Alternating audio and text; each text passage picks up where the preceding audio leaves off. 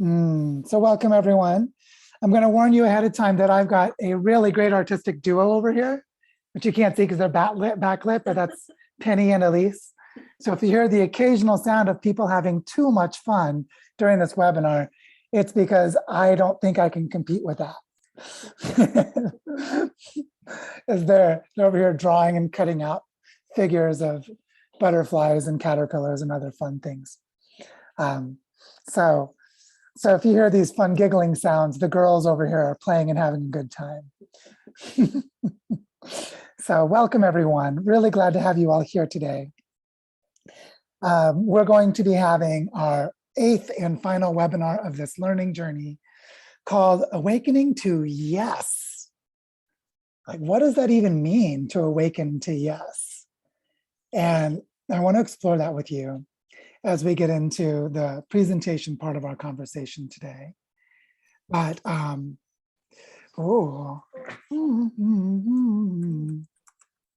I see Maya sent me a lovely question. Maya, I would love it if perhaps you could do that right at the end of the presentation, if that's okay. That would be perfect. So today, we had a really interesting conversation in the host team about how to bring this learning journey to a close. And what we realized was that we had been previously talking about how to cultivate the energetic field of relationships to be able to give and receive invitations, to be able to be welcoming and to welcome, and to co-create spaces that we can move forward into. And we were feeling into what that meant. And then after last week with the webinar and the community calls, what really became clear to us was this really interesting observation, which is that most people do not actually follow their dreams. Most people don't live into their hearts. Most people don't actually make the changes they know they need to make. And then a tiny few do. And it turns out the difference between those two is what we needed to get clear about to be able to close this learning journey. And so we came to this realization that there's a way to prepare ourselves to give a full and complete yes to whatever change we need to make, so that we can step into this energetic field of creativity. But there are dangers and there are losses and there are challenges. So to get to that place is not as straightforward as it might seem. And what I've realized this week, as I was pursuing yes moments with some people here in Bodhicitta, about ways that we could fully say yes to ways that we could co-create together, that I was practicing.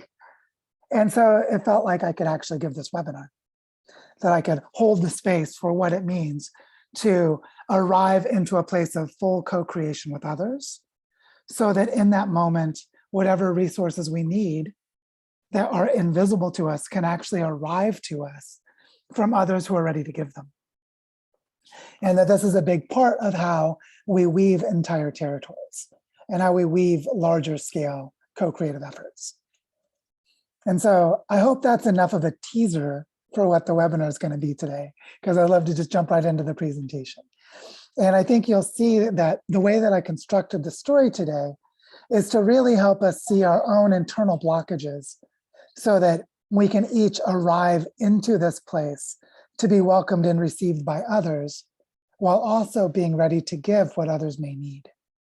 And it's both sides of that that become so important. And so with that in mind, I'd love to start the presentation. So here we go. Let's do this. Oh yeah. So first of all, anytime giving a webinar like this, it's very important to have a cute picture to begin. So I went on Google, did an image search, and found this amazing picture. When Elise was looking at my webinar today, she's like, how did that little girl learn how to fly? She's touching the sky. And I think that actually captures the energetic feeling of what we're talking about. Sometimes we do things that seem magical, maybe even seeming impossible, because we're so fully into it. We're so available in our energy and unlimited in our giving of it that we seem like we're flying. And so I want you to notice two things in the naming of this webinar today. Awakening to yes. The first thing is, what does it mean to awaken? What does the awakening process look like? which is actually a lot of what we're going to be exploring today, is how to understand that awakening process. And then what it means to give your full body to something the way this little girl right here is. How did she jump like that? How did she give all of herself up where she is no longer touching anything that's holding her back? And she's just available for whatever the energy, in this case, gravity, is going to do to her as she just experiences the exhilaration of jumping with all of herself. This kid is all in. And unfortunately, a lot of times we aren't. A lot of times we don't give ourselves the all in.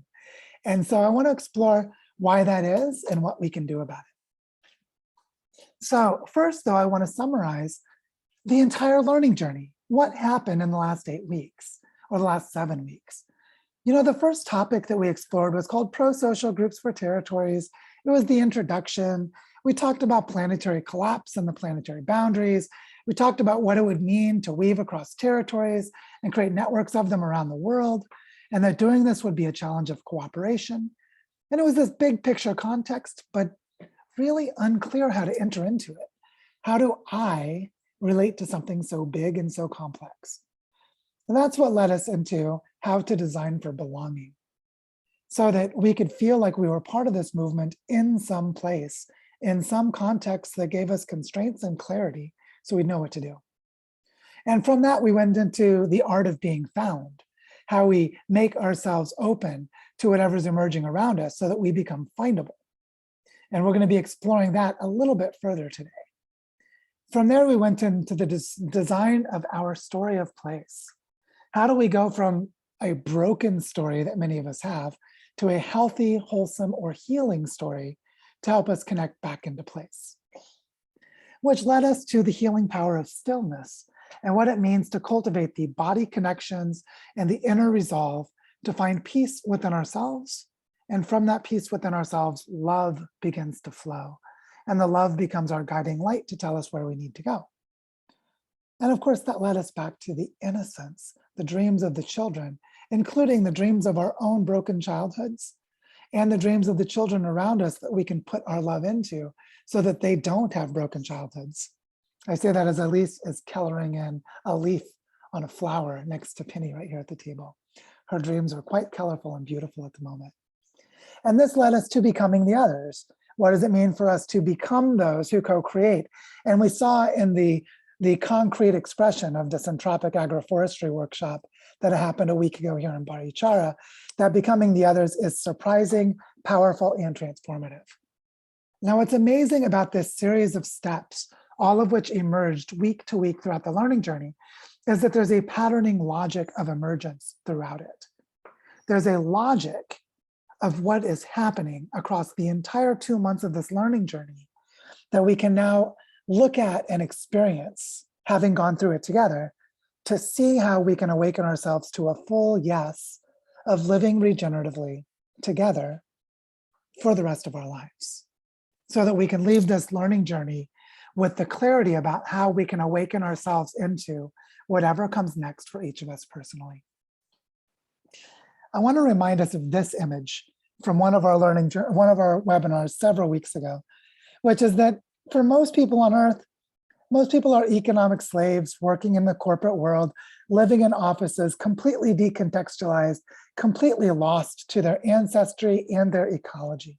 And because most of us are born into this kind of a situation, awakening means leaving it. Awakening means feeling so uncomfortable with it that we have to get out. And so when we talk about the awakening part of awakening to yes, this is a deep, powerful process of decolonization, of unlearning, of healing from traumas, of finding our way into the unknown, meaning big, complex, messy stuff. There's a lot that's involved in this. And so you'll see as we go on today that what I want to share with you is what happens when we wake up from the matrix. What happens when we no longer accept this economic servitude? What happens when we free ourselves and discover we have the power to change? Well, then what? And how do we do it? And I think many of us here either are struggling with this right now or have made some progress with it and can help the others. But all of us are still on the journey and no one is complete. So there's further that each of us has to go. And this is the question for me that comes up. What does your heart say? If you are in this world, you're in this corporate cage, you're in this extractive model, like something that is just parasitizing all of your life energy to destroy the biosphere of the earth and accumulate wealth for billionaires. Sorry, folks, that's what the globalized economy is really designed for. Then what does your heart say? What happens when you sit alone, separated from that grind, and you look into yourself? And you may feel sadness, you may feel shame, you may feel loneliness, you may feel frustration, you may feel curiosity about something else. But the key thing is that as we sit into ourselves, as we awaken to the feelings inside of us that tell us something is so wrong with that way of living, I've got to do something else. But what does your heart say?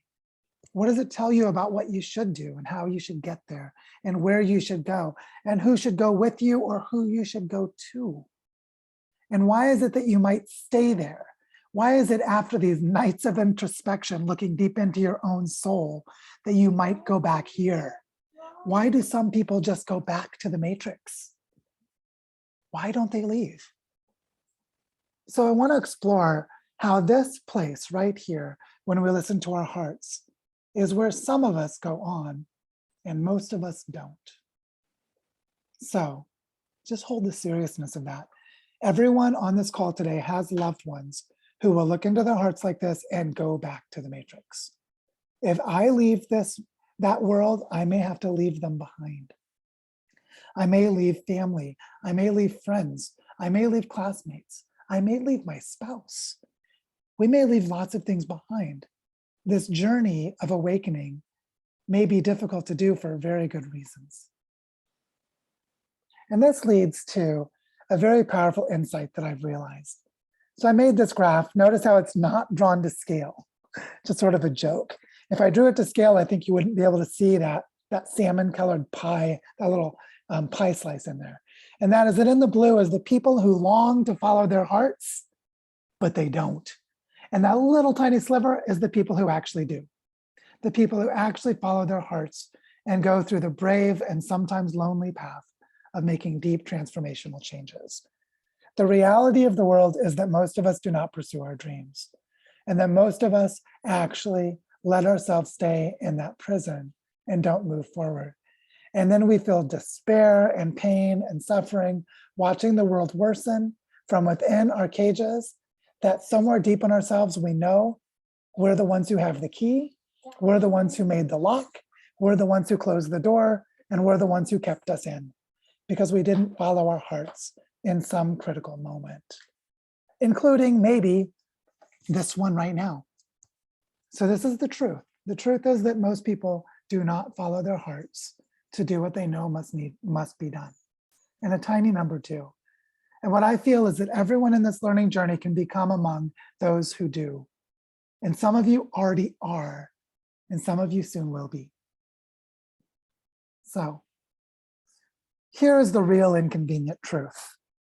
The real inconvenient truth is that when we look at something like the planetary boundaries framework and see that the collapse is happening across the entire system, it's too late to stop it. And we can't go back, we can only go through. Here's the really inconvenient truth, is that most people won't ever learn about this. Whether it's the planetary boundaries framework or some way of understanding it, most people will not learn about the real state of the world, how late it is in the process, and how dire things are. Most people won't learn this. If you learn this, you'll start to feel lonely, as you find that most people around you can't understand it and you can't talk to them about it. But the inconvenience gets further than that. Among those who do learn about this, most won't follow their hearts. Meaning most people who understand the state of the world will stay in their prisons in a cage of despair, increasingly regretting that they didn't do what was needed, and that despair will seep into them and make them cynical and eat away at them like a parasite. But it goes even further than this. Not only do most people never learn about this, and most who do don't follow their hearts, But most who do follow their hearts will not find the support that they need to actually do something that helps. This has been my story. For the last 20 years, I have been someone who knew about this, who have tried to follow my heart, and again did not find the supports that I needed. And just as I gave up and released what I knew into the world, earth regenerators formed around me, and the supports I needed began to appear. Believe it or not, all of you arriving to this place where you may think, wow, Joe, you've created all these supports for me. But it's the other way around too. I didn't have the supports I needed until we all arrived together and we all became the others to each other. So this is the inconvenient truth. A tiny, tiny number of people are going to know what's happening in the world, follow their hearts, and get the support that they need. And here at Earth Regenerators, we're trying to build the supports to build the supports so that more of us get to this place. We want more of us who get to this place alone to arrive to discover we're together and then to co-create the supports all of us need to then move forward. So that leads me to this story. This is a photograph taken in the spring of 2016. That's my ex, Jessica. That's Elisa's mom. They're in the front of the picture. That's me in the middle. We are in Arches National Park in Utah, finishing the epic, the most amazing, the most incredible bike tour of my life. And what I want to share with you is what it was like to be on the road on these bike tours. We did several of them. And what was amazing is when we were on these bike tours, we were living out our dreams. And what that meant was we became this beacon of love and inspiration for everyone that we met on the road. We'd pull into a campsite in the evening and people would come and talk to us. We'd be riding our bikes down these open highways in the desert. Cars would pass by and offer us gifts of food. There was one time on a really hot day when I was miserably tired and these two guys from Durango, Colorado, who were so crazy they made us look like wimps with their adventure trekking that they did. They pulled up beside me in their truck, held out a very cold beer from their cooler and said, "You want a beer?" And guess who stopped pedaling their bike? As I stopped to drink a beer on the roadside. And what I wanted to share with you is that what we were doing was so rare in the lives of everyone around us that we were a beacon of inspiration and a source of life energy in their dead worlds. People who were in the routines of a dead life, killing them, suffocating them, squashing their hearts. And then they saw Jessica and me bike touring across Utah, and they had to come and talk to us. They had to come and be a part of it for just a moment because they knew we were pursuing our dreams. So I just wanted to share with you that the people who do follow their hearts become a beacon of life. In the black and white world, they become a rainbow. And this is something I experienced every time I was on a bike tour. Now, why am I showing you a picture of me and Jessica in some of our best moments shortly after Jessica and my relationship has ended? Because this awakening process took us places that were dangerous and scary and involved real loss. And that's where getting to a full yes actually happened. Because living in the old world of me doing consulting and Jessica working at the University of Washington in a recycling program that was overwhelmed by the consumption patterns of supply chains, and us both knowing that we were net negative for the planet, we weren't living our dream. We were just taking 2 weeks of vacation to imagine it while we were biking through Utah. So to really live our dream, we had to deal with something much deeper. We had to awaken to a full yes. And that full yes took us places we couldn't imagine. That took us places like here. This piece of land is Ori Hindalagua. This is the land that we bought with donations last year, money raised from crowdfunding within Earth Regenerators. This beautiful, incredible scarred landscape that is becoming reforested now because of our work. This piece of land emerged because after we arrived in Barichara, I visited this land and the land spoke to me, and I awakened to a deep yes. My deep yes was I would do whatever was needed to decolonize, protect, and regenerate this piece of land. Jessica didn't want to. Jessica didn't want me to raise money. She didn't want to do work in this part of the territory. And a process of separation began between us that was not isolated to this piece of land. There was a history before it. But what I want to share here is that as I started to respond to the land and awaken to a yes of trying to live in an indigenous way as a non-indigenous person, Jessica started going into the community differently than I did, and we started to part ways. And her yes that she was answering into took her into a love relationship with a Colombian man that she's now with, led to our dissolution of our marriage, and led to a deeper integration of each of us into the territory. So what I want to share here is that this piece of land, this incredible place called Orihindalagua, represents something absolutely beautiful, but also something sad and a little tragic, which is that my awakening to yes, and Jessica's awakening to yes, beyond just bike touring through Utah as a source of inspiration for a couple of weeks, to deeply living our lives, led to a transformation that we both had to go through, and that is not finished. And what I want to explore today is that deeper version of awakening to yes. I think a lot of people would say, wow, biking through Utah, as hard as that is, that kind of sounds like fun. But going through a separation of one of the most important relationships in my life, to enter into a space of something I've never done before, to realize I can be a different person I didn't realize was possible. How do I prepare for that level of yes? That's the level of yes we all have to get to. And that's why I'm telling the story in this way. Because from the moment that we secured and protected Orihindalagua, other things began to occur. But I want to show you one of the beautiful things that happened was that when we bought this land through a decolonizing negotiation process, we were able to celebrate our welcome into the territory. I was able to take a photo like this one of my daughter. This is Elise, about a year ago. She's a lot bigger now, standing in front of the paintings that I made by hand to describe that people could enter Orihindalagua, where they could come in and help regenerate this incredible piece of land. And this dream coming alive that I fully said yes to carried me further to Las Albercas, to the land where we're building the ecoversity, to deeper transformations, to deeper changes that are still going. And my yes is every day. Every day I wake up and say yes to more. Today I'm saying yes to how we've transformed Las Albercas into the real ecoversity. Last week I said yes to creating a syntropic agroforestry learning center, which began to catalyze a process that I can't wait to tell you all about, but I'm going to keep secret for now. I'll tell you more about it next week. Suffice it to say, we're in the midst of a really big yes right now. And my awakening to this has opened up something almost magical, even though I had to give up and lose some really important things to have it. Including this. This is a photograph taken near the end of the Syntropic Agroforestry workshop last week. And what I want you to see is that woman there in the black shirt, that's Jessica.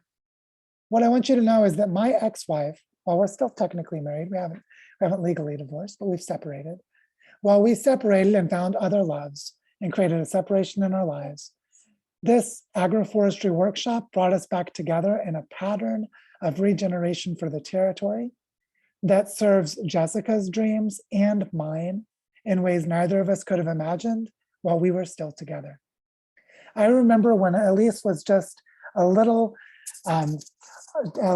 developing fetus inside Jessica's body 6 years ago. And Jessica started saying, I want to build a food forest. That's my dream. Somehow last year, Jessica ended up working on Orihindalagua, which is my dream. And I ended up starting a food forest in the Bioparque, which was her dream. How did that happen?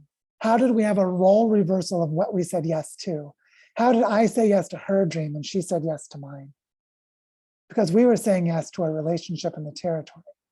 And that yes reintegrated when I was able to be part of the catalyzing of this event that allowed us to be trained in how to create food forests.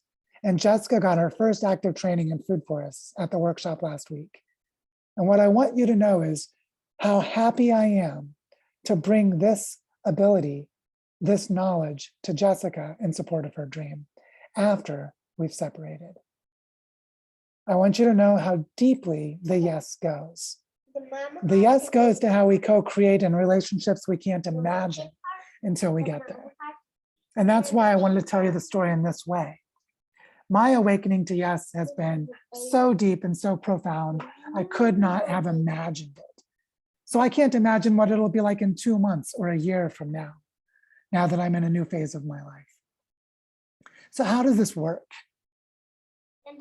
Well, remember earlier I said that there was a patterning logic of emergence in the series of webinars that we gave, going from pro-social groups to belonging, to being found, to the story of place, to stillness, to the dreams of children, to becoming the others.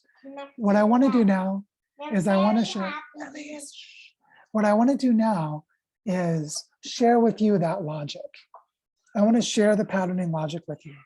And it goes like this. 1, you start by feeling into your sense of place where you are right now, which for most of us reveals that we discover that we don't belong where we are. This is a really big deal. You feel into your sense of place in that office cubicle, in that city, in that family where you have maybe a family member you're caring for and obligations, but you're dying inside. And as you feel into it, you discover you don't belong. This is extremely important because this is why you have to awaken and leave. If you were already fully where you belong, there'd be nothing to say yes to because you've already said yes before. When you discover you don't belong, something happens. You make yourself findable. Do you know how that happens? When you discover you don't belong, where you do belong, the part of you that is mismatched to where you are, starts to become sensible to you. You can feel it. And as you feel what you would belong in because it's incongruent, it's in conflict with where you are, that is what becomes findable. But who finds it first? You. You find yourself in your own heart. As you feel into your sense of place, discover you don't belong, and then realize that there's something that is your internal compass. It exists, it's there. You found yourself. And it's you that you can talk to and trust. It's you that knows the way. No one else needs to tell you. Someone might remind you to ask yourself, might encourage you to trust yourself, but it's you who does it. You find yourself in your own heart. And as you find yourself, you become the stillness. The stillness is in those moments when you connect with yourself and you're able to listen. The stillness is the ability to be in the dynamic flow of change and listen to what doesn't change. You get into the dynamic flow of change and feel what doesn't change. And you become the stillness in that part of yourself. And as you become connected to that deep, true, authentic you that was always there waiting to be discovered again, that's where you can dream from innocence. For those of you who remember that great song by the band Enigma, Return to Innocence, a song that affected me hugely as a teenager, you can dream from innocence. You can imagine where you go. This is where you begin to wayfind and navigate. You dream from the innocence of the authentic you that is in conflict with where you are now. And as you dream, you're going to inspire the others. The way that you dream will be felt by those around you. Just like when I was riding my bike across Utah and people could feel us connecting to my dream from the innocent place that said pedaling up and down canyons and camping in those canyon lands is so awesome. People like, I'm inspired by the innocence of how much joy you find in just moving your body across the landscape. And the feeling is palpable and you inspire the others because you're dreaming from your own innocence. So let me repeat the sequence. You feel into your sense of place where you are, discover you don't belong. That's how you become findable because you can feel what is inconsistent with where you are. And then you go into yourself and clarify and sit with and discover you find yourself. And as you find yourself, you connect to the place of stillness, the place that doesn't change, even though things are changing. And from there, by being in the stillness, Your dreams arise from the innocence of that truth. And that is the energy that brings the others. That is the energy that brings you to the others. And that is the logic of this entire learning journey. That is how pro-social groups for territories work, is through this logic. So let's focus on that dreaming from innocence. What happens when we dream from innocence? That's where we awaken to yes. That's where we discover that just like that little girl that touches the sky, we can put all of ourselves into whatever is connected to our authentic self. Dreaming from innocence is where we awaken to a full yes. Because in your innocence, you know what you love, you know how you need to be loved, and you know how to express your passion because it's all there. And this is really important. We don't awaken to a full yes from anything other than our authentic selves. We don't awaken to it from coercion. We don't awaken to it from necessity. We don't awaken to it from time pressure. We awaken to it from the stillness that we come from connecting to our true selves, and we say, I can do this with all of me. There's no part of me that can't. Only then do we awaken to our yes. This is a slide I put in an earlier webinar, and I just love this picture. Here's Elise after she discovered some balloons, and she's running down the street so happy. Notice how she finds wonder in every moment because she is innocent. She's a child, she's 5. Thing is, when you find your inner 5-year-old, you're gonna remember your innocence and you're gonna discover the joy of life. And that joy of life is what you can fully give yourself to. Elise fully gave herself to running and skipping with balloons. Just like right now, she's fully giving herself to drawing stars, while Penny's fully giving herself to drawing butterflies. And so you discover the joy of life in the simple things that remind you what it's like to be a child. This is so important. We awaken to a full yes from the part of ourselves that didn't ever have to grow up, because that meaning of growing up meant destroying our childhood. And then little spots like these. I'd like to remind us for a moment of the hero's journey, because the hero's journey, as articulated by Joseph Campbell, has these 12 steps in it. And we don't need to go through all of them. The important thing here is the hero's journey is a journey of transformation, where we start out in the ordinary world. We feel a call to adventure because something's wrong with the ordinary world.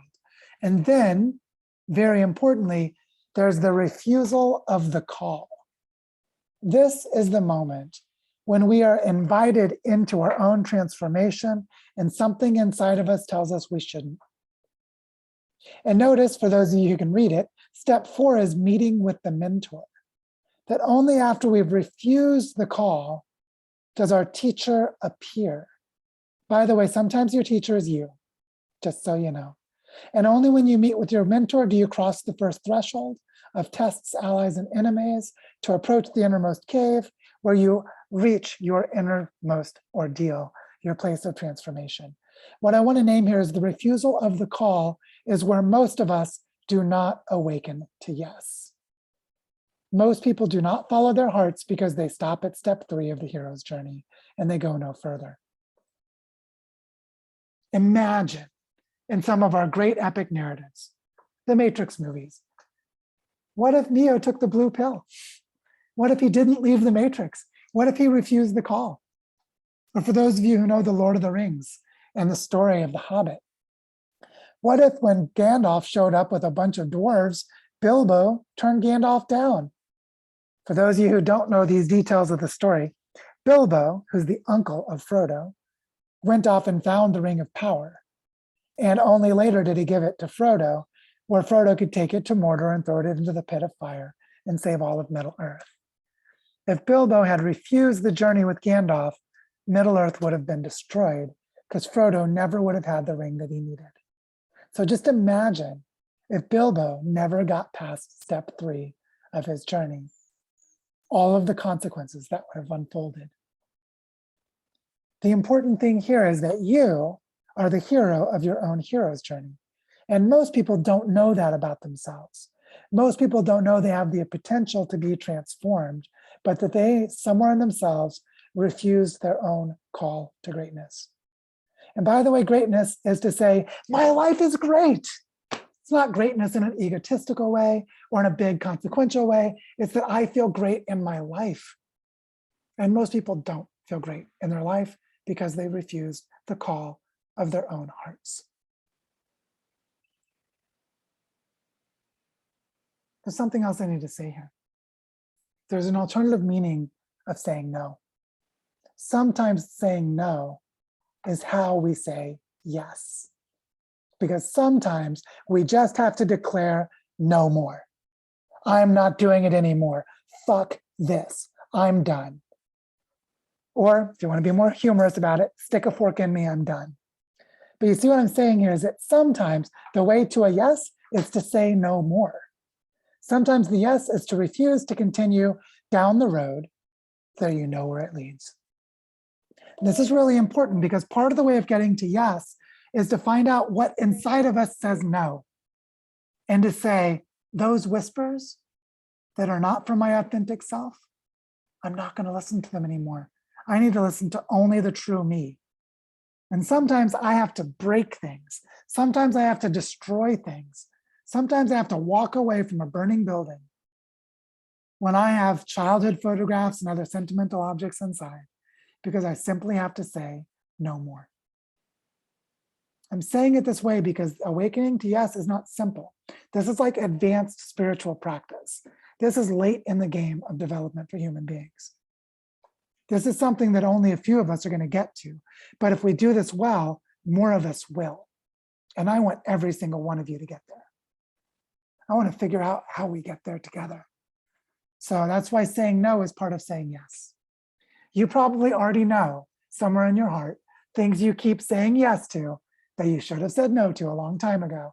And it might just be time to make that no so you can say yes to what you really need to do. So why do so few people actually say yes? I've got a little diagram I made here. Elise sat in my lap as I made it, so she's pretty expert in this diagram. Why do so few people actually say yes? This is not an exhaustive list, but I think you'll see it captures it pretty nicely. Why do so few people actually say yes to their hearts? Why do so few people go on the journey of transformation? Here, first one, they're simply afraid. A lot of people don't say yes because it's going into the unknown. It's going away from the familiar. It's going into places where they don't know if they can do it. Sometimes it's simply because we're afraid. Sometimes we don't say yes because we don't trust ourselves. Sometimes we feel like we doubt ourselves. We never had confidence in ourselves. No one ever believed in us, and we couldn't believe in ourselves. Another reason we may not say yes is that we feel powerless. We feel like we don't actually have the ability to do what we need to do. We don't have the resources, the connections, the support, the knowledge, the good looks, the money, the whatever. We feel powerless. Sometimes it's that we feel like we're all alone. Or if we say yes to our hearts, we will be all alone. I'll use the example of the battered wife in a case of domestic violence. Sometimes the demon we know is better than the demon we don't. Sometimes we would rather be abused than be alone. That's a scary truth, but I think we all can relate to it with some people we know. Sometimes we're afraid to say yes to our hearts because we're afraid we'll leave the comfort of people we know and we'll be all alone. Another reason we may not say yes is that we don't know what yes is. We don't actually know what our yes would be. We're unclear and confused in ourselves. I might trust that I could do it if I knew what it was, but I don't know what it is. Could also be simply that saying yes hurts too much. It could simply be that we've been beaten and battered, abused and traumatized so much that we're just crippled by our pain. And we don't know how to say yes because we just feel like stepping into that pain one more time is just going to hurt too much. I remember a line from a country music song I listened to as a teenager by Garth Brooks, where he says, life is not tried, it's merely survived if you stand outside the fire. Some people have to jump into the fire and be willing to be burned to find the love in their lives. But most of us think the fire is going to hurt too much. And that's just the sad truth. Another reason we may not say yes is that we just don't know how. It's not that we don't know what we'd say yes to, but we don't know how to do it. Another one is that by saying yes to our hearts, we're going to hurt someone else. This is another reason why I told the story of me and Jessica. Jessica wanted to say yes to her journey into the deep culture of this place, but doing so meant she had to hurt me. She had to break our marriage. She had to leave. And so Jessica hurt me. But she was brave enough, I'm giving her full credit. She was brave enough to say yes, even though it hurt me. So I just wanted to show you that sometimes saying yes hurts people we really love. And that might be why we don't say yes. And sometimes we don't say yes just because we feel like it's too late. That even if we said yes, it wouldn't work. We wouldn't be able to do what's needed. That the consequences we're afraid of avoiding are already happening. And so we just don't do it because we don't believe it'll work. Well, here I want to show you how to contradict all of this to get from the no to the yes, which works like this. If you're simply afraid, become brave. I know that sounds like a cliche thing to say, but just become brave. Just suck it up. Just step in, take a breath and leap. Take the step. Practice bravery. Practice bravery in little things that you do.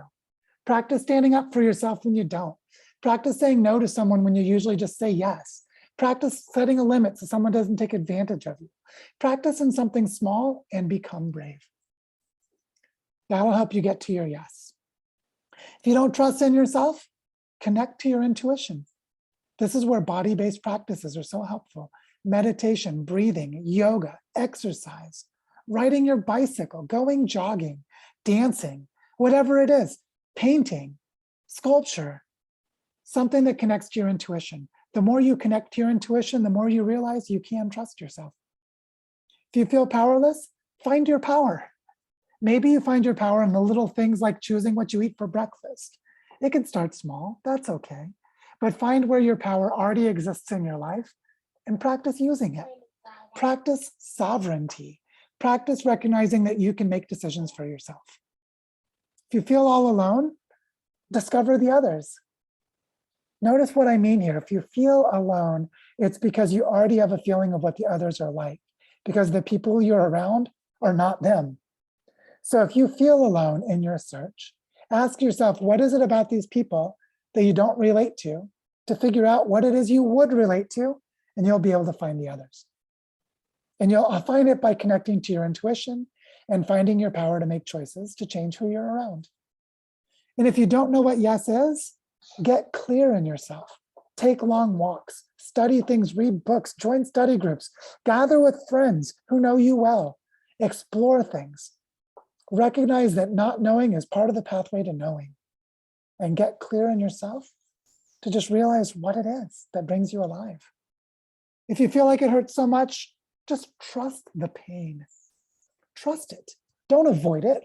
Trust it. I was just saying to Elise this morning after she bumped her ankle on a rock, that pain is your body's way of telling you where you need to heal. Pain is an intelligence in the body that guides our healing and moves us toward better health. We need to learn how to trust the pain. So even if it feels like it hurts too much, the pain will tell us where to go. The pain will tell us where we hurt. The pain will tell us, as we heal from the pain, that we're going in the right direction. The pain is our friend. If we don't know how to say yes, seek inspiration.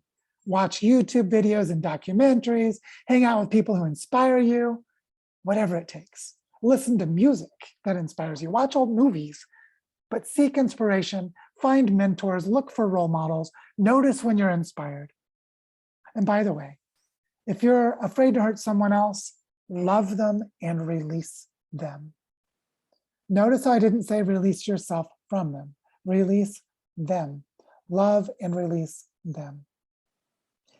When Jessica was hurting me, I loved and released her. And she gradually learned that she was releasing me, although she was confused about it at the time.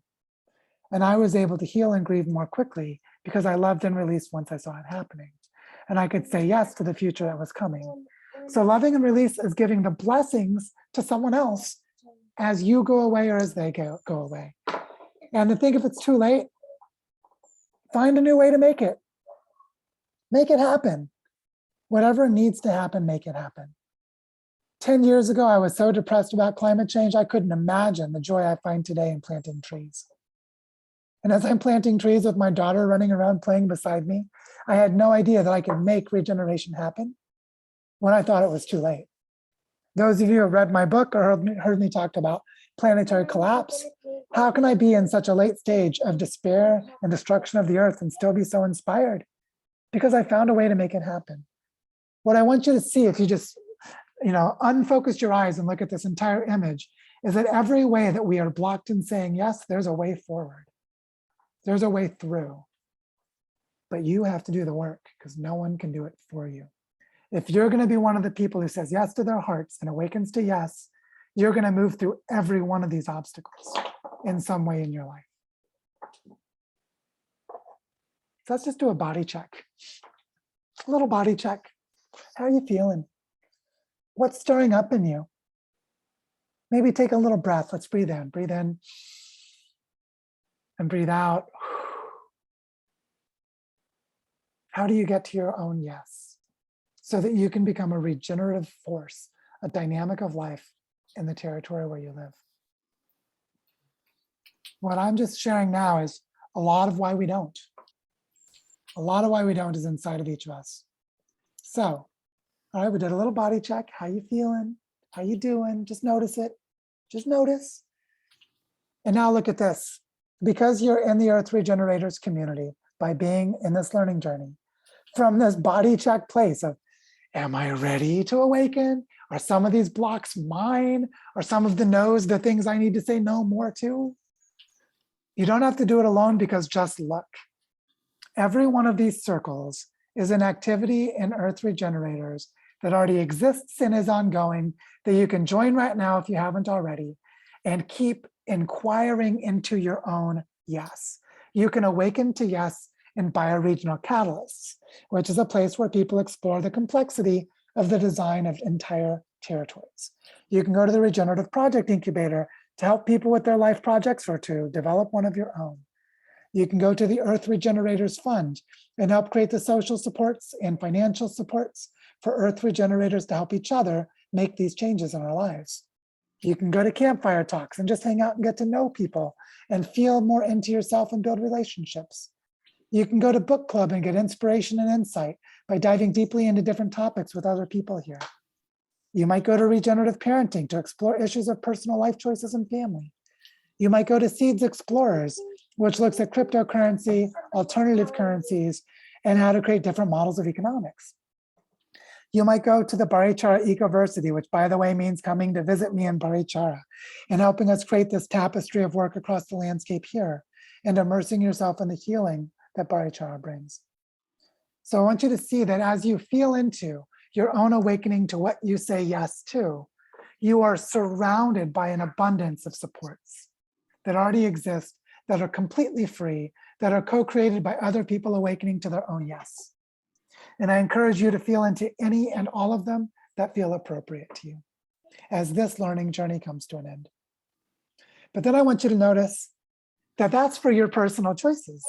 If you stay in Earth Regenerators, which you may not do. So the question is not where do I go, but where do we go from here? Where do we go together? One possibility is you can join the next learning journey that starts on June 18th. That was announced on Earth Regenerators. It's in the featured section at the top of the activity feed of the main platform of Earth Regenerators. Maybe you just want to join the next learning journey and keep this exploration going.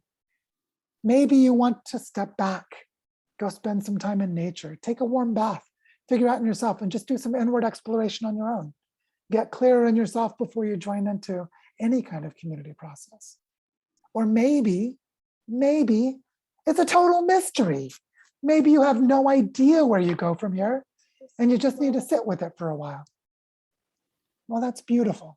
Whatever you need to do. But what I want you to see is that you are in this incredibly rich social space to help us move forward together.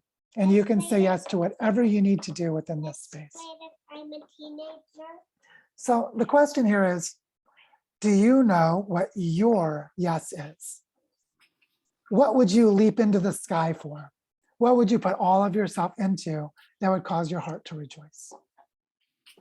And maybe Do you know what must become a no? Do you know what in your life you need to say no more so that you can find your yes? For either of these, let these be wayfinding tools. Let them guide you. Let them help you find your way forward. For those of you who are familiar with pro-social, I want you to notice these two questions could be used in the ACT matrix, the acceptance and commitment therapy matrix. You can make a list of what are your feelings about what your yes is, what are your feelings about what you need to say no to, and you will be mapping out in the ACT matrix how to feel into your own change process. So if you want help in doing this, ask someone from the Pro-Social for Earth Regenerators community, which is another group in Earth Regenerators, to help you create an ACT matrix for what your yes is and what your no's need to be. And you'll be doing the ACT matrix to find your purpose, to find your yes. And it's exactly the same activity. What I want to share is that the Earth, Gaia herself, Pachamama, the intelligence of the biosphere of our planet, is awakening her humans. So it's time to awaken into our own social territories of regeneration. And I think for a lot of us, it looks like the woman in this beautiful artistic depiction. She's awakened in the clouds of some strange world, afraid, confused, alone, not sure what to do. But there's moonlight, there's a vista, and there's a new horizon of the new day that's coming. Awakening from the shadows to discover that this is not a place of being alone, because when we awaken, there are others awakening around us, and we find each other right away. Which means it's time for us to enter into our new beginnings, from wherever we are now to whatever comes next. And what I want to invite you into in the rest of our discussion today, in the community calls tomorrow and Monday, and whatever you do next and whatever we do next, is that finding these barriers to your full yes is how you find the key to regenerating the Earth. I just want to say that one more time. Realizing what are the barriers to you saying fully yes to the passions in your heart will be the key to how you become a regenerator of the Earth. Notice that it's not about the ability to plant trees. It's not about knowing a specific technique for watershed restoration. It's nothing out in the world. It's all inside of you right now. And as you find it, you will awaken to the others and discover an ability to co-create beyond your imagination. And you will help regenerate territories. So that's the presentation for today.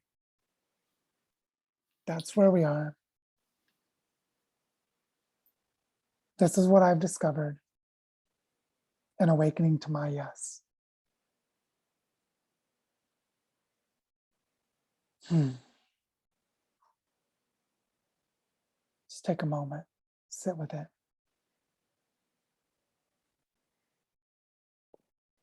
Something really important here is that as you awaken to your yes, you're going to find that you awaken at a different pace and sometimes in a different direction than those around you. Care for them.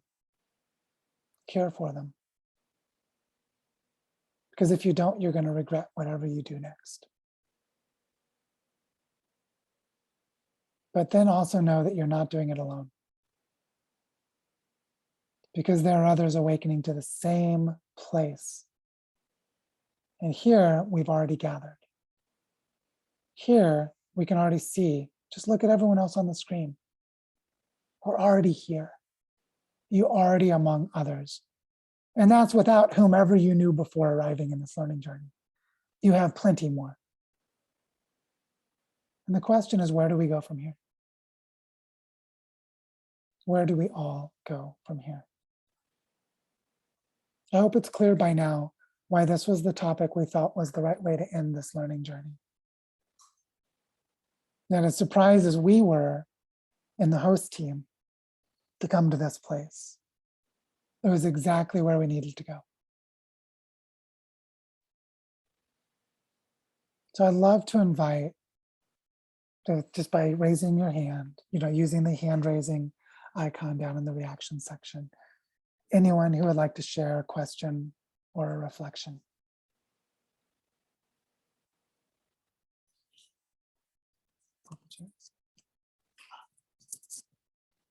Maya, please. Yeah, Joe, is now the time to read that poem? Or did Oh, you- yes. Thank you for reminding me. Yes, please. Yes, Maya has a Great. poem for us. Thank you. So this poem is a spontaneous creation from a community call last week. At the end, we each shared a gift from the call together, and I took some notes. Here's what we wrote together. It's called Come Visit Us. Living present in the moment, connected hearts, blessing the planet, being in community expansion. Gravity brings us together. Humor makes us alive. Connecting at home and across the globe. Generosity. Appreciate what's around and have purpose in your life. We are the forest, walking gratefully on the ground with gratitude. Outer relationships develop inner relationships. Feeling into the land, emotion stokes aliveness. The earth is guiding us. Come visit us. Come visit us. And that invitation to come visit us is literal for a number of people who are inviting us to visit them in their places, including Joe and Barichara and others that I think Pamela put in the chat, the link to the page where we have those invitations. So thank you. Thank you, Maya. What I think is so beautiful about this is the emergent collective field of participants in this learning journey. This poem emerged from all of the people involved in that call. So beautiful.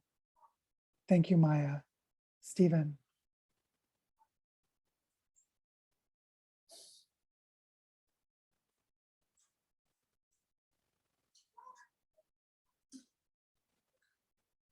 Oh, you're muted, I think. Can't hear you.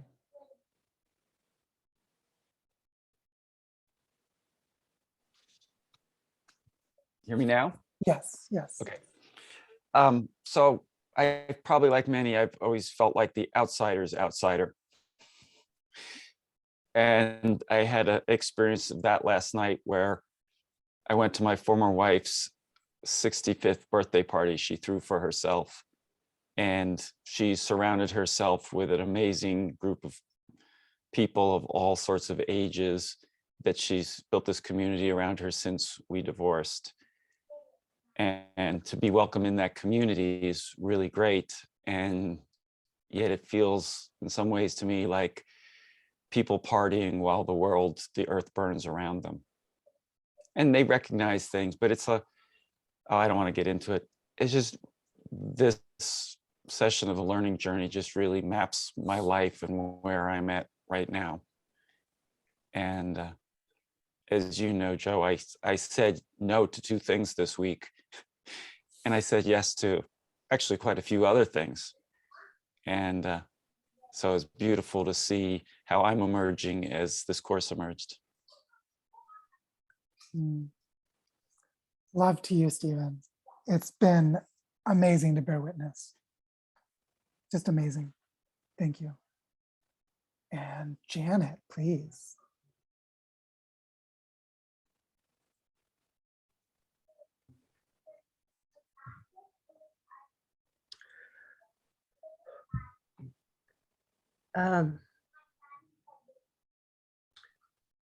One of the defenses the main defense that I created to survive the pain in my life was to isolate. And one of the things that I've repeatedly learned is when I follow what I'm drawn to and take courses or classes or join groups, what is revealed is what I already have and how much I already know. And what I've realized is without the contrast, without the backdrop, which I didn't have in isolation and don't have in isolation, I don't know who I am. I don't know what I have. I don't know those things. So listening to you in this webinar today, again, shows me how far I am, how many things I have. Like, wow, I've been working on these things for years already. And I know where I belong and I know where my yeses are. And by following those, there's been enough healing inside that I actually feel now like I'm available to engage in life. So I'm really excited to be here and to feel once again how many steps I've already taken. And the appreciation inside me is just overwhelming as I see what is already in my life and all the relationships I have and the potential for deepening those. And I'm in a position where I was one of 8 kids and I've lost track of all the nieces and nephews and grandnieces and nephews, but many of the family are coming back to the home place where I've been all of these years, pieces of property around here. And so I just have so much in front of me that I can step into right now as I have the energy. Yeah. So I'm just really grateful to be connected here, for the inspiration and the connection with people who help give me that contrast so that then I can feel what happens inside me as I interact with family and see old patterns and make new choices and really deepen the relationships that are possible as we join together to connect more with the earth. Thank you. Janet, I just can't wait to hear your stories as you do this. I can't wait to hear your stories as you do this. It's just been such a delight to watch you shine in the context of what we explore in these last 2 months. It's just been beautiful. So thank you so much. Thank you. I feel so welcome here. It's just been more of a welcome than I've received in any group in my life. So I am blossoming into it. Thank you. Oh, thank you so much, Janet. Anna, on to you. Hi. Can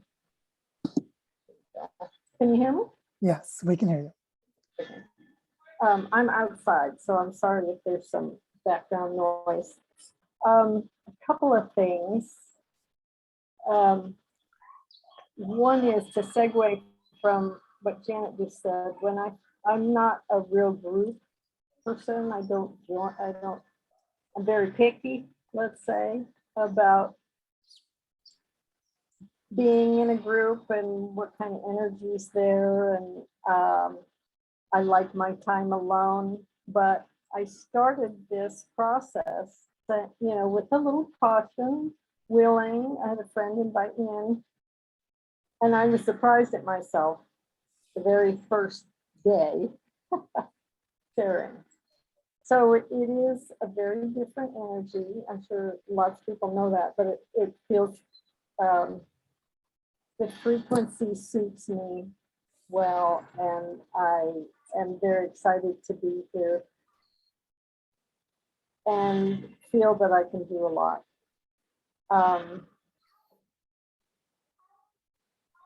And so to back up again to one of the points, early on when you started this this particular webinar, Joe, you mentioned about blocks, what blocks us from saying yes. And I remember a mentor of mine saying, there's no such thing as a block. It's really, and that caught me because I had years of psychology and coaching and all kinds of stuff, And what she was referring to, and we've spoken about it before here, is there's too much energy on one side and not enough on the other.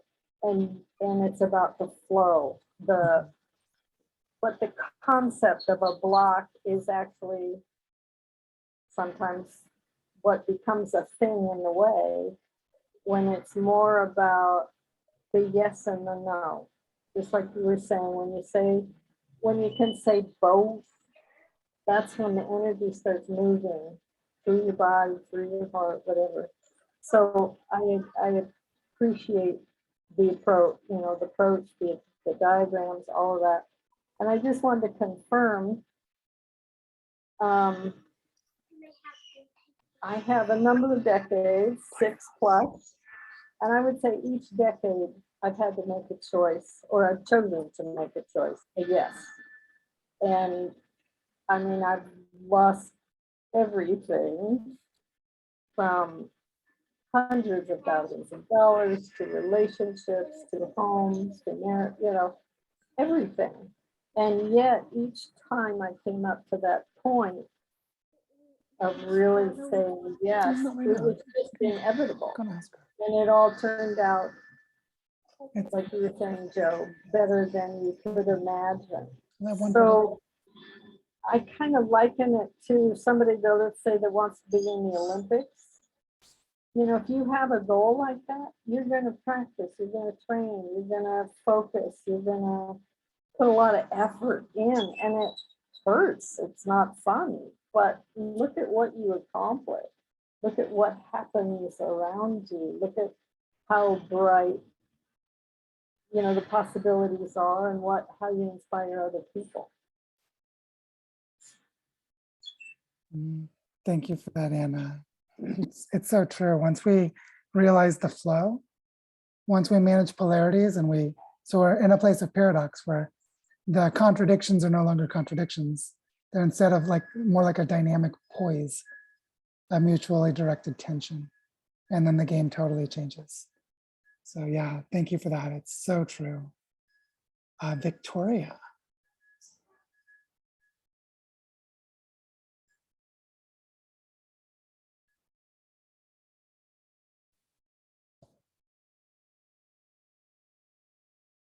Nope, still can't hear you for some reason. We're not able to hear you, Victoria. We can't hear you. Yeah, I don't know why.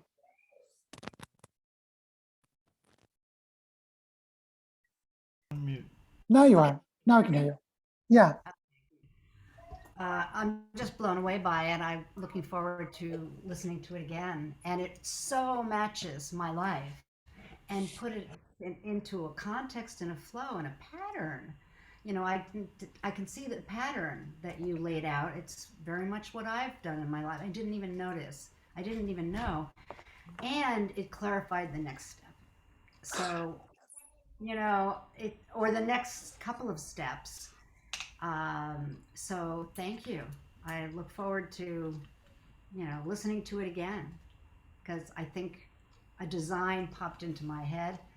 Not that it's terribly new, but a focus for my life, that I came here for, which I guess I'll say is starting the race for pace across the country. And that's probably what I'm here to do. And pace is a way of upgrading the energy efficiency and renewable energy of commercial and residential buildings.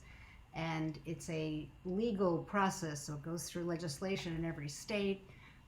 It's got a lot of administrivia about it, but basically it will bring it, the private sector will invest in any building that is going to be there for a while,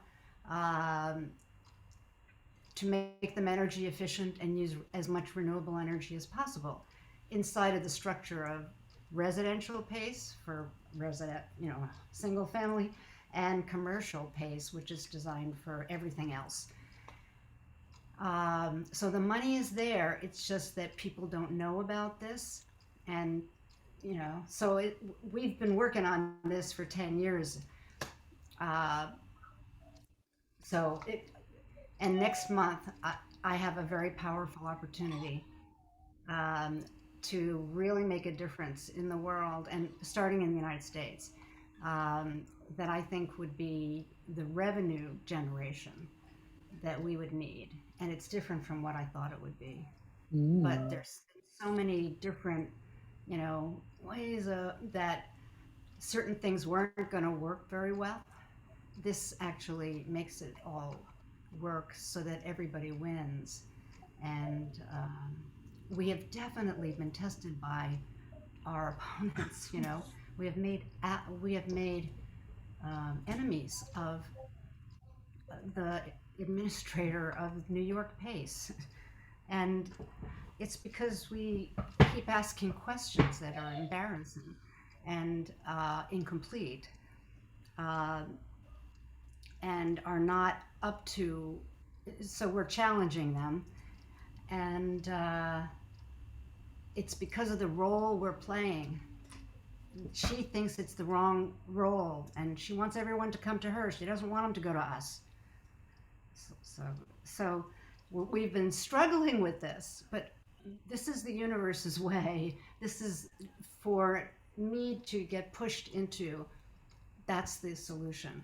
I can see it, you know, running a race for PACE, getting sponsors, and having it be national. We have so many proponents in the PACE industry, and I'm going to the PACE Summit, National Summit in June, and we're going to get an award. That's confidential. Don't tell anybody. We're going to get an award for innovation in policy for the 10 years of work that Jonathan and I and one other guy, half-time, put in. But Jonathan and I full-time, you know, mostly for 10 years, you know. And we just did that because it needed to be done. So, and then now we've got this law, and it's going to be opening in, I'm sorry to take so long, but I'm just so thrilled, you know, with this consultation I've had with you. Thank you. I hope other people can see the parallels. You know, I mean, I will probably draw it out because I think this is, I've got so many ways to push people into this network. And it gives me a framework to tell people it's worth it to say no because, you know, you've got all this opportunity. So come and look. Excited to see what comes from this, Victoria. We'll be on the journey with you. Well, I'm sure there are people on the call that this is ringing true for. Yeah, I'm sure. Thank you, Yeah. Victoria. Thank you. And Tanya, mi querida, bienvenida. Hola, Joe. Otra vez, again.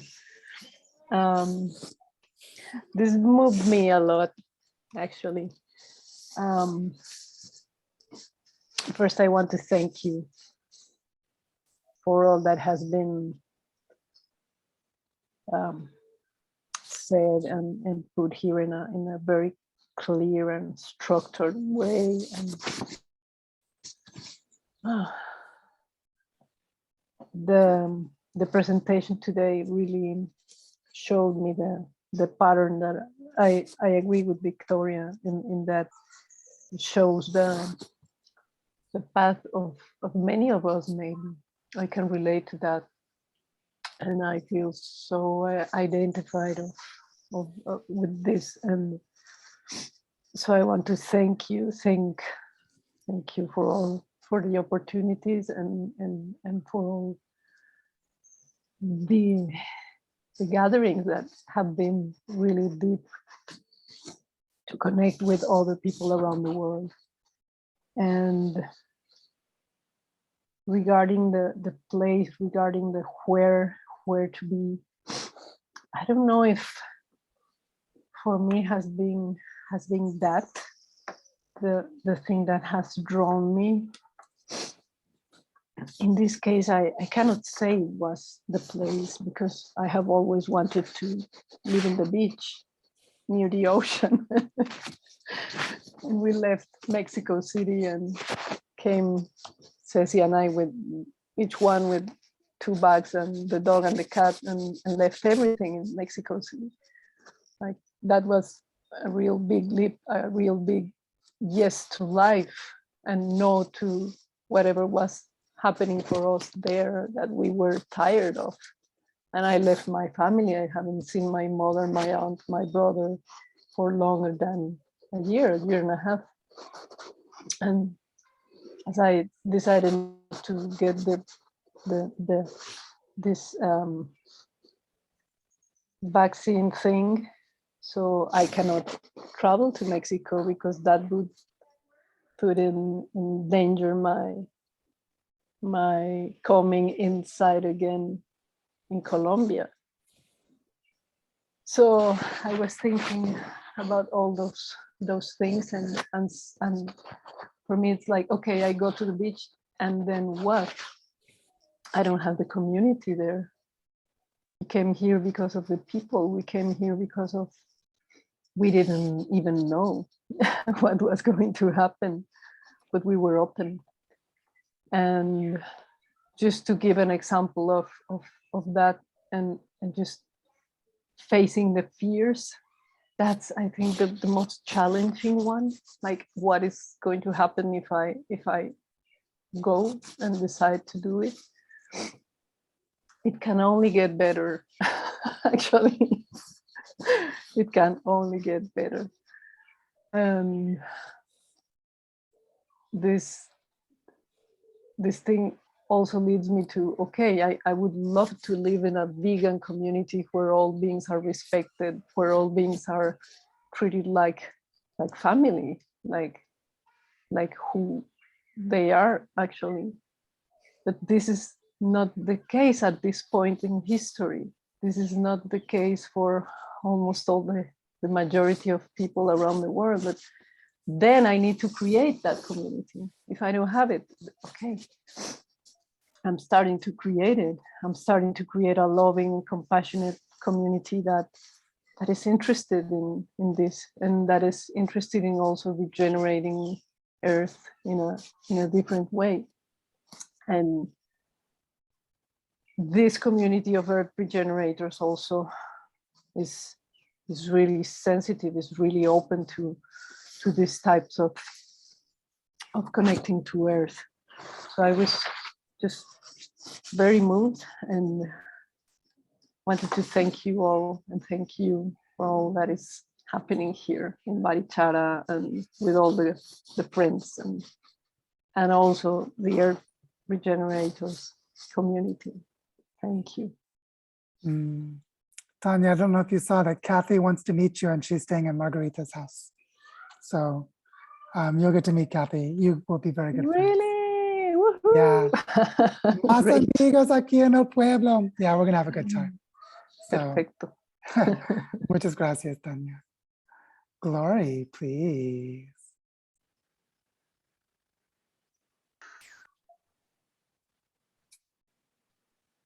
Oh, wow. Hi, can you hear me? Yes, we can hear you. Yeah, thank you so much for this time. Actually, wow, it's so interesting, so much. And I feel much power as I was listening to this webinar today, as Joe was speaking and presenting this. It's powerful enough to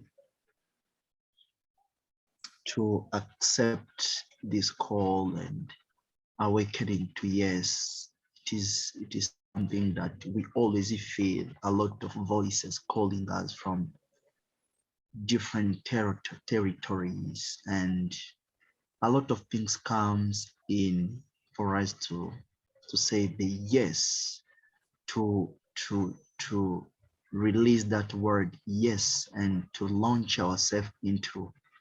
There are a lot of things that I personally go through, and all the things that you mentioned, sometimes they reach and happen to me. Sometimes I feel afraid because maybe how is it? Sometimes I don't trust myself, feel powerless, and I'm like, is it the right time to say this yes, really, from different voices, from different territories? But you kept on mentioning the ways to overcome them, to be brave, to connect yourself to your intuition, to find your power, to discover others, to get clear in yourself, to trust the pain. When I was like, oh gosh, Thank you so much. Like, you know, from the different backgrounds we have, and it's powerful enough to see it and apply it for its first application, but you end up by saying, yes, I'm going to jump into it. And very powerfully inspired, Joy. You always inspire me, always, you whenever we speak. And like from my community, it is a community that needs people to say yes to the regenerative movement, because we are rare, they are not there, and the community need that. And mostly as we are in a refugee community, it needs people to say yes and awaken that yes in a community, and awaken that community impulse to yes to the regenerative practices as earth regenerators. But sometimes we feel it heavy to say yes to all the community to start doing that, and all the demands of the community, you feel it by saying that yes. Sometimes you say, is it the right time to do that? Sometimes you're like, am I going to do that? And a lot of voices come, but as really I'm from this webinar, I understand that I'm strong enough to keep on saying yes and awaken my refugee community impulse, so that we can develop this community and to the next move. Thanks so much, Joy. I really appreciate it today. I feel you. I feel you. We're in this together. Bring more of the community the next time we play this way, and we'll all play Thank you. together. Thank you. Wow. Stephen, please. I wanted to be responsible for what I said in the last sharing, because I realized one of the ways that I feel like an outsider is the way I judge other people. And I said that this community of friends are partying while the world burns. And I have no idea what most of them are actually doing.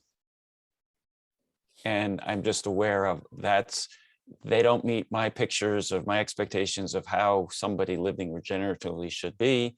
And I'm just going to kill you off really fast. And that, I'm clear, is sourced from my own insecurities and my own not living fully my yes.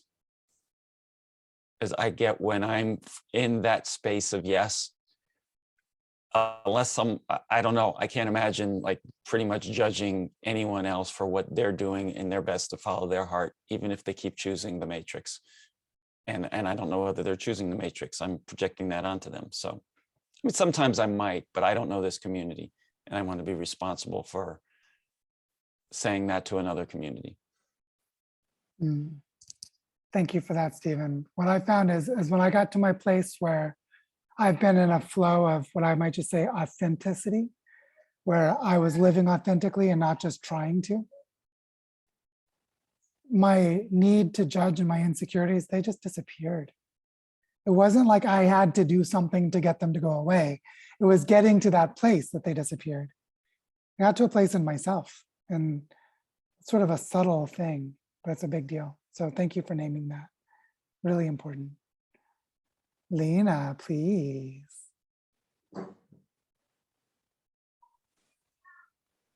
And hello. Yeah. Hello. First of all, I want to say how amazed I am of the order of these topics, because I have found myself every time I didn't know what the topic was, and it seems to land perfectly in me, like the place that was most needed to be touched somehow. And I really have felt touched, and almost, yeah, the eyes tearing up in between. It's really, yeah, amazing how can that happen, that you can put that together in such a way that it, yeah.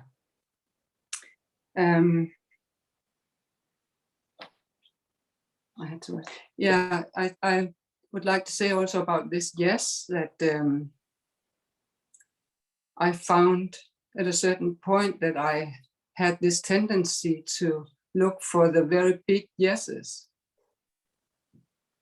That actually was quite a kind of block. So I find myself now much more in the process of seeing all the small yeses that I actually say yes to small things, and that's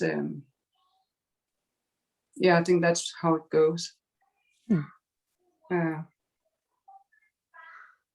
Because it's as much as I can be very empowered by webinars like this, or when I'm inspired and so on, it's at the same time a very painful process. Which is probably why it's good with a big yes, with the small yeses, but it's not an easy process.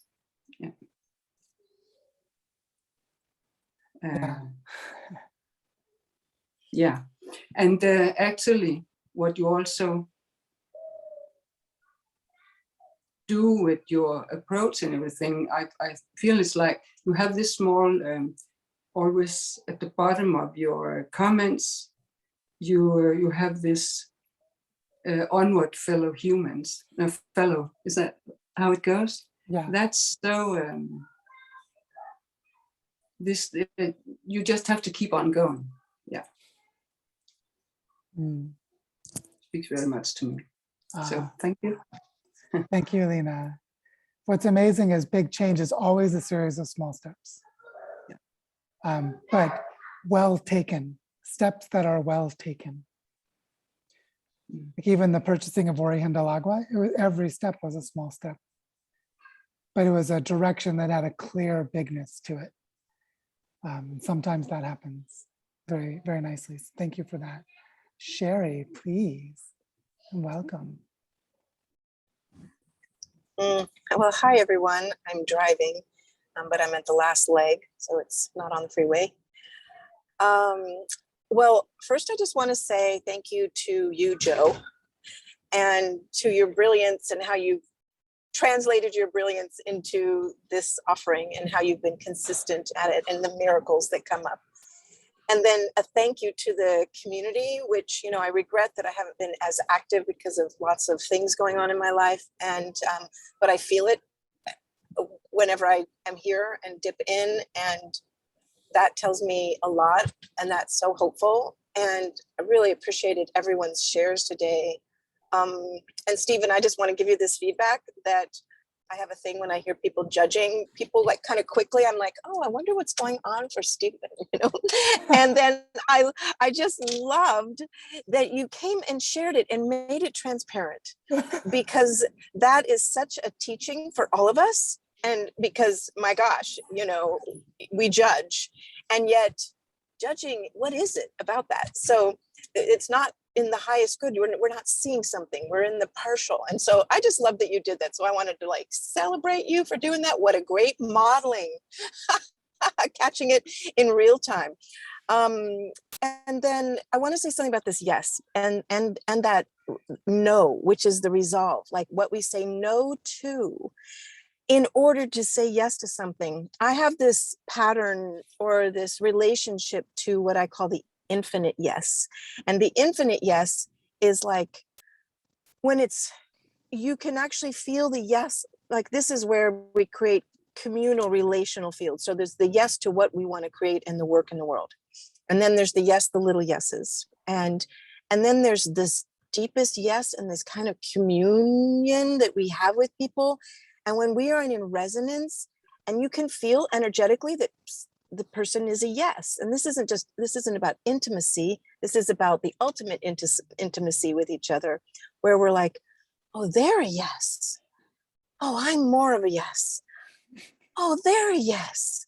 I'm more of a yes. And then you realize you're like, oh my God, this is the infinite yes. And it's so joyous and so incredible. And I kind of live my I've had a couple experiences that were really quite profound that I won't go into details about, but they taught me the infinite yes.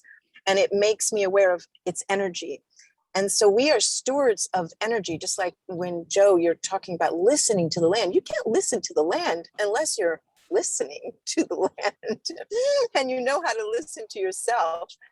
So what a journey.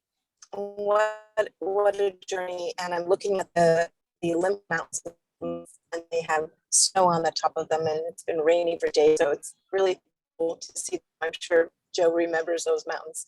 And I think that's all I have to say. Just the appreciation. Oh, I want to say one little thing about the no. No is so powerful. It isn't you're against something, you're just having good boundary of where your life force wants to go. And you're like course correcting. So if I didn't know how to do no, because I didn't used to know how to do no very well, didn't need to have all those no's in there, I would be a mess because I get so turned on by so many things that I wouldn't be in my excellence. I would be distracted, too many distractions. So I really want to invite us all to kind of really honor, I mean, Joe has said it, but to emphasize, to honor that no, because it's like honoring yourself in a really deep and profound way. So I have great respect for myself for how I've navigated the no's in my life and being able to direct the highest intention for what I was choosing into. Thank you. Thank you for that, Sherry. One thing I wanted to say in a comment about this and in closing as well is that we had a candidate title for today's webinar, Awakening to Choice. And then it just became very quickly clear that when you are aligned with your deep yes, there's no choice. You don't even feel it as a choice. You're like, well, I have to do this. And I've got a great example for those of you who know the relationship that's been forming with Penny and me. When she asked me to come to Colorado to know her past as part of forming a relationship, there was this momentary check-in, gut check. There's no there. Like there's no there. There's no choice there. If I'm serious about this, I'm doing it. It was just a clear yes. And I feel like a lot of things are clear yeses when we're able to connect to that authentic part of ourselves. And so I know that we're now at like 1 hour and 35 minutes in this webinar, which is pretty fantastic. And so I'd like to end by removing the spotlight and putting this back in gallery view for those of us who are still here. And just to say, what I think is incredible about this learning journey is the depth to which we've all navigated together without anyone steering the boat. That all of this emerged by collective sense making. That's what we do in the host team, is we practice collective sense making. You can ask anyone on the host team or anyone who's been on a previous host team.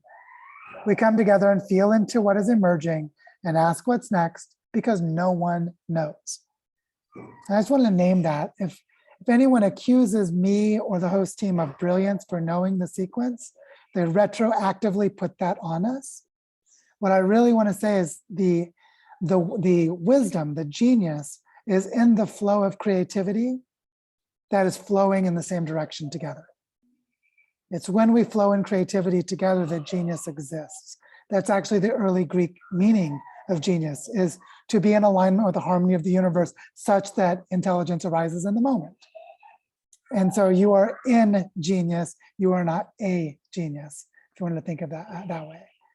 And this is a really important distinction because it also means you are regeneration, you are not doing regeneration. You are a living pattern moving itself forward as part of the living pattern. And so I hope that some of the yeses that arise for you keep you connecting with each other. I hope that some of you arrive to say hello to Tanya and Kathy and me and others who are gathering here in Bodhicitta, because we will all say yes to receiving you. And so just know how much yes there is in this room. for all that we're doing, for all of us. And just want to thank you all for this. It's been an incredible journey for me to be in this place of discernment with you.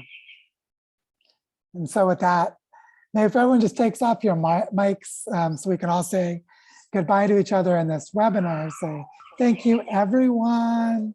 Goodbye. Thank See you. later. Thank you. Bye. Thank you. Bye. Talk soon. Bye. Hasta Bye, pronto. guys. Hasta Adios. pronto. Nos vemos y abrazos y todo. Oh, Abrazos Tanya, a todos. bye bye.